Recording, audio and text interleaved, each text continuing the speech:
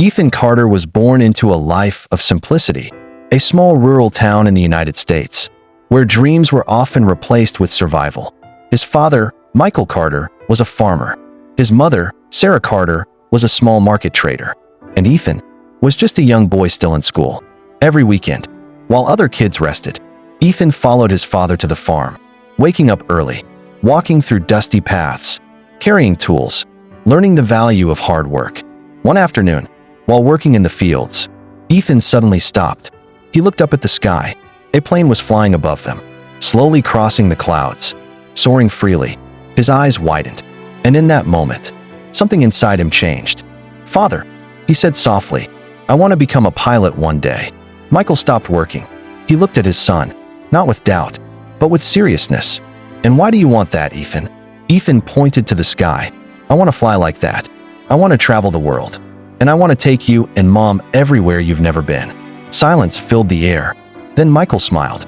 He placed his hand on Ethan's shoulder. "Then you must work for it. No dream comes easy." Sarah, standing nearby, nodded. "Stay focused, stay determined, and never stop learning." That moment became the foundation of everything. Years passed. Life was not easy, but Ethan never gave up. He studied hard, worked harder, and carried his dream everywhere he went. There were moments of failure, moments of doubt, but he remembered the sky, and he kept going. Eventually, Ethan graduated from school, then aviation training, then flight academy.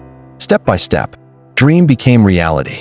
Years later, Ethan Carter was no longer a boy. He was now a pilot, a real one, wearing the uniform he once only imagined, standing in front of an airplane, looking at the sky that once inspired him. But he didn't forget where he came from. One morning, a car arrived in his hometown. People gathered in confusion until they saw him, Ethan Carter, the pilot. He walked toward his parents' house, slowly, with emotion in his eyes. Sarah opened the door and froze. Michael stood behind her, silent. For a moment, no one spoke. Then Ethan smiled. "I came back for you." Tears filled Sarah's eyes.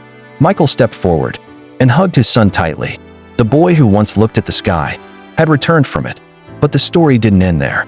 The next morning, Ethan took his parents to the airport. For the first time, they stepped inside a world they never imagined. The sound of engines, the sight of planes, the feeling of a dream becoming real. And then, Ethan led them to a plane. "Come with me," he said softly. Together, they boarded. As the plane lifted off, Sarah held Michael's hand tightly. Looking out the window, she saw the world from above, the same sky Ethan once pointed at. As a child, now, he was flying through it. And this time, he wasn't alone.